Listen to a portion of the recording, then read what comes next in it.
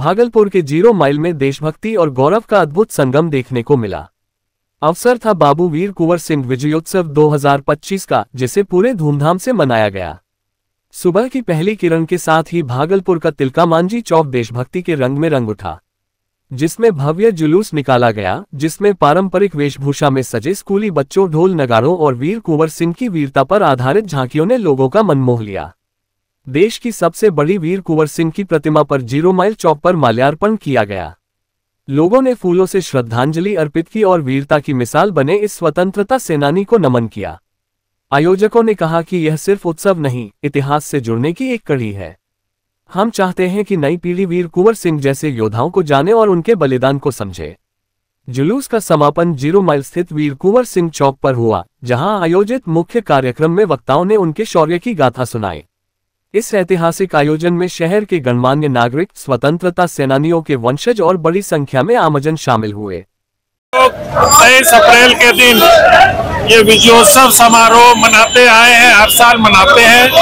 भागलपुर में वीर कुंवर सिंह सामाजिक परिषद के द्वारा यह आयोजित होता आया है और जब से ये मूर्ति यहाँ स्थापित हुई है तो खास करके इस मूर्ति स्थल पे हम लोग ये शौर्य दिवस मनाते हैं। वीर कुंवर सिंह जी का बहुत बड़ा योगदान रहा है। जो प्रथम स्वतंत्रता संग्राम था 1857 का, उसमें वो एक जमींदार परिवार से होते हुए भी उन्होंने अपनी सेना को अंग्रेजों के विरुद्ध लड़ाई लड़ी और करीब साल भर तक लड़ते रहे। बाबू वीर कुंवर सिंह को हम अपने आज जो हम देश के अंदर इस तरह खुशी और खुशहाल हैं, वो बाबू वीर कुंवर सिंह की स्वतंत्रता सेनानी में ऐसे योद्धा थे जिन्होंने अपने 80 वर्ष के भी उम्र में देश के आजादी में अपना सब कुछ निछावर कर दिया, एक राजा होते हुए। और इससे देशवासियों को सीखना चाहिए, वो राजा होकर के एक सेनापति का भूमिका निभाए। हमारे बिहार के सपूत बाबू वीर कुंवर सिंह एक महान योद्धा और बहुत ही शौर्य और पराक्रम से भरे हुए थे। उन्होंने कभी हार नहीं मानी और 80 के उम्र में भी उन्होंने सेना का नेतृत्व किया और अपना जो जीवन है, अपने पूरे जीवन काल में उन्होंने ब्रिटिशर्स के खिलाफ जो लड़ाइयाँ लड़ी और उसमें उन्होंने हमेशा जीत हासिल की और उनसे उनका जो अभी विरासत है वो लिगेसी है, अभी भी जीवित है, उनसे सीख लेने की जरूरत है। भागलपुर जिला के सबौर झुरखुरिया रोड स्थित एक गार्डन में आज आशा पार्टी द्वारा एक प्रेस वार्ता का आयोजन किया गया।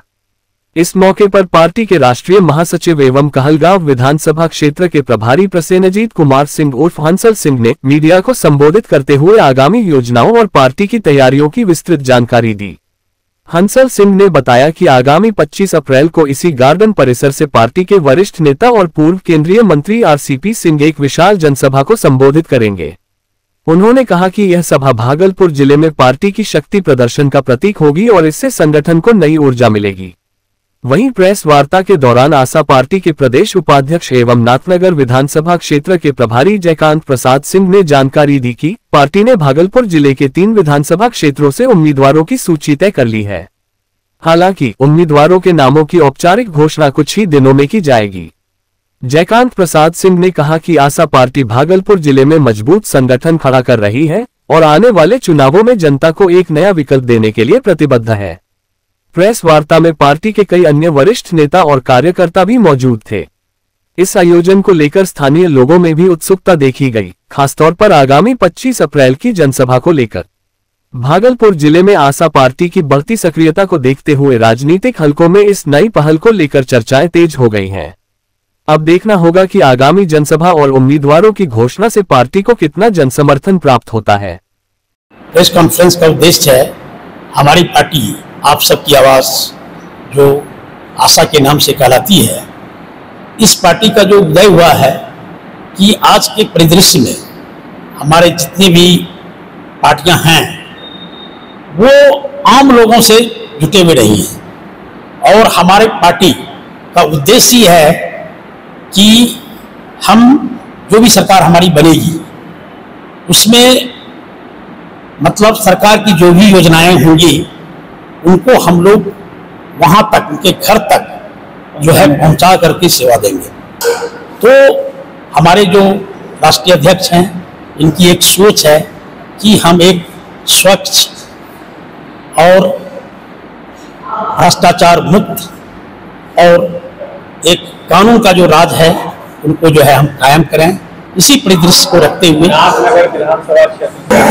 नाथनगर विधानसभा जो हम लोग, चूंकि हमारे यहाँ भागलपुर में हम लोग कहलगांव, जहाँ की हंसल जी हैं, नाथनगर से मेरा नाम जयकांत प्रसाद सिंह हुआ, हम बेटे के इंजीनियर भी हैं और चूंकि सामाजिक फील्ड में भी बहुत सारा जो है हम अपने कार्य को जो है किए हुए हैं, तो उसी परिदृश्य में नाथनगर का जो हमारा अपना है जनसंपर्क अभियान हम लगातार जो है बनाए हुए हैं कि लोगों से हम जो है इंटरेक्ट करें, उनके विचारों को करें। आज की युवा जो है करीब वो, उनको कुछ अपना भविष्य दिखाई नहीं पड़ता है। हम लोग जाते हैं तो अपनी भावनाओं को हमारे साथ शेयर करते हैं कि कैसे काम करना है, किस तरह से करना है, तो उनको एक आशा जो है इसमें दिखाई पड़ रहा है। और नाथनगर का जो चुनाव है यह एक बहुत ही मतलब हम लोगों के लिए जो है, जो अभी हम लोग देख रहे हैं, हम लोगों के लिए एक ये जो है पत्थर का जो है मील का पत्थर साबित हो। हम लोगों की पूरी है और इस तैयारी में हम सभी लोग जुड़े हुए हैं। खास करके जयकांत बाबू तो और दिन रात एक किए हुए हैं और परसों जो आ रहे हैं आरसीपी बाबू, प्रोग्राम बहुत शानदार होगा और भागलपुर की धरती पे ऐसा प्रोग्राम जो है कभी नहीं हुआ है, उस तरह का हम लोग प्रोग्राम करने जा रहे हैं। कहाँ पर आए? इसी विवाह भवन में पीछे बहुत बड़ा ग्राउंड है, उसी ग्राउंड में कार्यक्रम है कि 11 बजे वो कार्यकर्ताओं को संबोधित करेंगे, सुबह 11 बजे। 7 बजे शाम में जितने हम लोग पदाधिकारी हैं पार्टी के, उसके साथ उनकी एक बैठक है कि पार्टी कैसे मजबूत हो बूथ स्तर पे, क्योंकि आगामी विधानसभा अब आने वाली है। उसी सिलसिले में पदाधिकारियों के साथ एक बैठक है, क्योंकि भागलपुर से 2-3 उम्मीदवार भी हैं, तो हम लोगों को कुछ टिप्स भी वो देंगे। इनके बिना इस बार बिहार में सत्ता नहीं आने वाला किसी को, ये नोट कर लीजिए आप लोग। बिना आरसीपी सिंह की बिहार में कोई सत्ता नहीं बनने जा रही है। आरसीपी बाबू रहेंगे तो ही सत्ता बनेगी। जहां तक गठबंधन की बात है, हमारे लिए दोनों गठबंधन का दरवाजा खुला हुआ, दोनों को। कितना सीट चाहते हैं? देखिए सीट तो बड़े नेता तय करेंगे, लेकिन हम लोग तो 170 सीट चिन्हित कर चुके हैं जहां से हम लोग लड़ना चाह रहे हैं। भागलपुर में 2-3 एकदम तय है, एकदम तय है। चुनावी मौसम से पहले प्रशांत किशोर की जन सुराज उद्घोष यात्रा ने आज भागलपुर में दस्तक दी। सुबह से ही भारी जनसैलाब उमड़ा और हर तरफ गूंजे बदलाव के नारे। भागलपुर के नवगछिया 0 माइल से प्रशांत किशोर ने सुबह 7 बजे जनसुराज उद्घोष यात्रा की शुरुआत की। भारी जनसमर्थन और कार्यकर्ताओं के उत्साह के बीच यात्रा ने पीरपेंती और सुल्तानगंज विधानसभा क्षेत्रों का रुख किया। हर पड़ाव पर प्रशांत किशोर का जोरदार स्वागत हुआ। कहलगांव, शाहकुंड और अन्य इलाकों में जगह जगह जनसभा की गई, जहां वह जनता से सीधा संवाद किया। प्रशांत किशोर ने कहा, जनसुराज कोई पार्टी नहीं है, ये एक सोच है, एक ऐसा आंदोलन जो राजनीति में जनता की सीधी भागीदारी चाहता है। बदलाव तभी संभव है जब लोग खुद उसका हिस्सा बने। जनता के साथ इस सीधा जुड़ाव और यात्रा के माध्यम से प्रशांत किशोर ने एक बार फिर साफ कर दिया है कि वो सिर्फ सियासत नहीं बल्कि सामाजिक बदलाव की बात कर रहे हैं। स्वागत कार्यक्रम के दौरान राज्य कोर कमेटी सदस्य सोनी भारती, जिला संयोजक कुमार अनुज, जिला उपाध्यक्ष मोहम्मद साबिर, राज्य कार्यकारी समिति सदस्य जिला सचिव सरदार हर्षप्रीत सिंह के अलावा दर्जनों कार्यकर्ता मौजूद थे। बिहार उद्घोष यात्रा में आज 23 तारीख से निकले हैं और 50 विधानसभा उन्होंने जाना है। उनका जो पहला रूट मैप है, आज शुरुआत जो है इसकी अंग की धरती से उनका शुरुआत हुआ है। अभी 0 माइल होते हुए वो पीरपेंती की अंग धरती पर जाएंगे। उसके बाद वहां सभा करने के बाद सुल्तानगंज में रामपुर डी के पास उनका सभा है। कार्यकर्ताओं के बीच आप देखे ही है, जबरदस्त उत्साह है। बिहार बदलाव की ये जबरदस्त उमंग उठ चुकी है और ये ज्वाला आपको दिखेगा। बिहार जो अब बदलाव के करीब आ चुका है प्रशांत जी के मुहिम में, और आने वाले समय में बिहार नई बड़ी गाथा लिखेगा। वहीं दूसरी ओर भागलपुर के सर्किट हाउस में प्रेस वार्ता करते हुए उन्होंने मुख्यमंत्री नीतीश कुमार पर जमकर निशाना साधा। चुनावी रणनीतिकार से नेता बने प्रशांत किशोर ने बिहार की सियासत में नया तूफान खड़ा कर दिया है। प्रशांत किशोर ने साफ शब्दों में कहा कि 2025 के विधानसभा चुनाव के बाद नीतीश कुमार मुख्यमंत्री नहीं बन पाएंगे। इतना ही नहीं, उन्होंने दावा किया कि वह इस बात को कागज पर लिखकर देने के लिए भी तैयार हैं। नीतीश कुमार के बेटे निशांत कुमार के राजनीति में संभावित प्रवेश पर भी प्रशांत किशोर ने टिप्पणी की। उन्होंने कहा कि निशांत को वह अभिनेता के तौर पर स्वीकार नहीं करते। वहीं पहलगाम में हुए आतंकी हमले पर प्रशांत किशोर ने दुख जताते हुए कहा कि केंद्र सरकार को महज बयान देने से आगे बढ़कर आतंकियों की सफाई के लिए ठोस कार्रवाई करनी चाहिए। प्रशांत किशोर के इन बयानों से बिहार की राजनीति में हलचल तेज हो गई है। बात प्रशांत किशोर की नहीं है, बात जनसुराज की नहीं है। बिहार की जनता त्रस्त है। 30-35 साल से उसके सामने विकल्प नहीं है। अब एक विकल्प जो भी अगर सामने आ रहा है तो जनता उसको बहुत करीब से देखेगी, चर्चा करेगी। अब हम लोग की जिम्मेवारी है, अगर हम लोग के चरित्र में, हम लोग के व्यक्तित्व में, हमारे आचार विचार में वो प्रभाव होगा, वो सच्चाई होगी, वो ईमानदारी होगी तो जनता हम लोग को चुनेगी। अगर हम लोग में कुछ कमी रह जाएगी, जनता नहीं चुनेगी। मैं जो अभी कहूंगा, आप कहेगा आप तो जनसुराज के नेता इसलिए कह रहे हैं, लेकिन जो मेरी अपनी प्रोफेशनल समझ है, नवंबर में बिहार में नया चीफ मिनिस्टर बन जाएगा। नीतीश कुमार अब बिहार में चीफ मिनिस्टर नहीं बन पाएंगे किसी भी हालत में। गारंटी क्या होता है, लिख के दे देते हैं। दूसरी बात, बिहार में 60% से ज्यादा आबादी बदलाव चाहती है। वो चाहे राजद का सपोर्टर हो, किसी जाति का हो, किसी धर्म का हो, भाजपा का सपोर्टर है, नीतीश का सपोर्टर है, 60% से ज्यादा लोग आंकड़े बता रहे हैं वो बदलाव चाहते हैं। तो आपके हमारे लिए जरूरी है जानना कि बिहार में बहुतायत संख्या में 60% से ज्यादा लोग बदलाव चाहते हैं। अब बदलाव के वाहक के तौर पर जिस पर भी उनका विश्वास बनेगा, जो भी सबसे ईमानदार और सशक्त विकल्प जनता को दिखेगा, वो जीत कर आएगा। जम्मू कश्मीर के पहलगाम में जहां रविवार देर शाम एक कायराना आतंकी हमला हुआ, इस हमले में कई निर्दोष पर्यटक घायल हो गए, जिनमें महिलाएं और बच्चे भी शामिल हैं। घटना के बाद पूरे देश में आक्रोश है। इस हमले की कड़ी निंदा करते हुए वरिष्ठ भाजपा नेता और पूर्व केंद्रीय मंत्री अश्विनी कुमार चौबे ने भागलपुर पहुंचकर आज एक बड़ा बयान दिया है। उन्होंने कहा है कि यह केवल पर्यटकों पर नहीं, बल्कि सनातन संस्कृति, हमारी आस्था और हमारी परंपरा पर सीधा हमला है। आतंकियों का मकसद केवल हिंसा नहीं, भारत की आत्मा को चोट पहुंचाना है। उन्होंने ये भी कहा कि प्रधानमंत्री मोदी आतंकियों को उनकी ही भाषा में जवाब देंगे और यह हमारा परम धर्म है कि हम सनातन की रक्षा करें। अश्विनी चौबे ने देशवासियों से एकजुट होकर सरकार और सुरक्षा बलों का साथ देने की अपील की है। उनका कहना है कि ऐसे देश जो आतंकियों को शरण देते हैं, उनके नक्शे तक बदल दिए जाएंगे। जम्मू कश्मीर के उस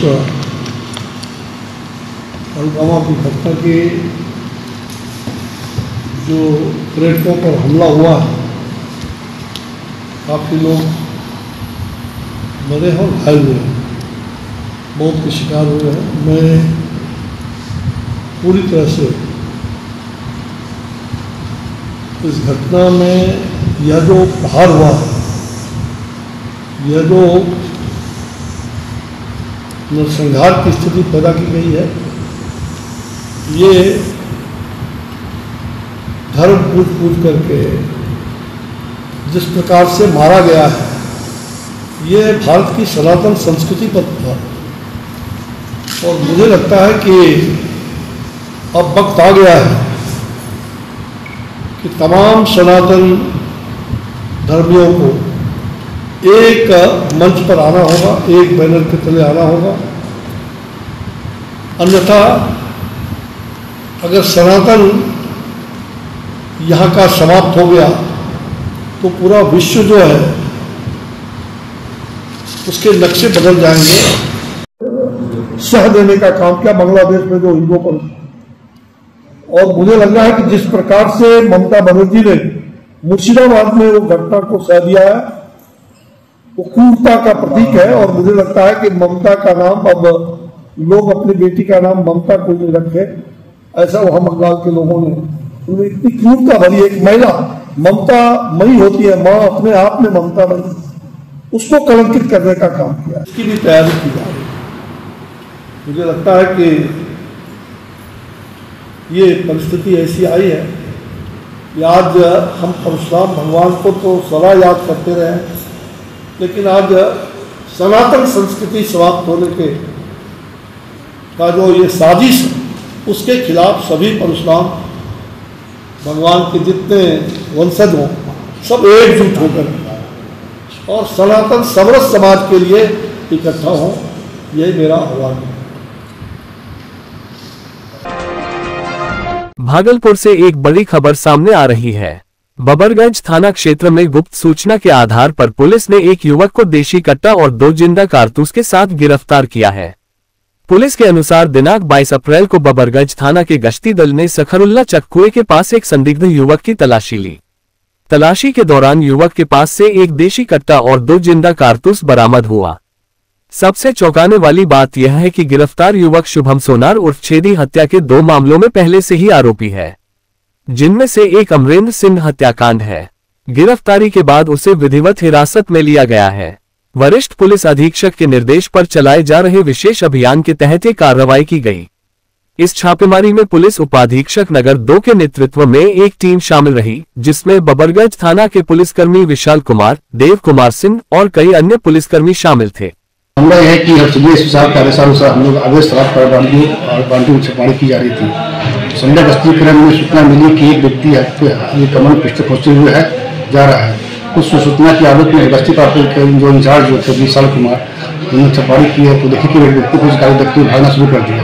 तो पुलिस खरीद के पकड़ा तो उसके कमर से एक देशी कट्टा और 2 जिंदा कारतूस बरामद किया गया है। क्या लगता है कि अपराध की घटना को करने के लिए पहले तारा अपराध के नाम है शुभम सोनार जो है, ये पूर्व भी 2 हत्याकांड में जेल जा चुका है। हो सकता है किसी प्राणी कर रहा हो, पूछताछ की जा रही है। अन्य सहयोगियों की गिरफ्तारी की 2 जांच कर रहे हैं, स्वास्थ्य जांच कर रहे हैं। क्षेत्र में सर पहलगाम में जो घटना हुई है आतंकी हमला, उसको लेकर किस तरह का अलर्ट है और क्या किया जाए? हमारे सीरियस अनुसार हम लोग काफी अलर्ट मोड में है कि हर एक चौराहा पर गश्ती पार्टी घूम रही है, हर एक जगह पुलिस लोग लगे हुए समस्या है। किसी भी अफवाह को लोग बोला गया कि ध्यान न देंगे। पहलगाम की घटना को लेकर ये अलर्ट किया गया है। अलर्ट सभी लोग अलर्ट हमें यहाँ गश्ती की जा रही है हम लोग, और हर सोशल मीडिया पर भी हम लोग निगरानी रखे हुए हैं, किसी तरह की अफवाह न फैले। अलर्ट है पुलिस, सारे पुलिस अलर्ट है। Thank you.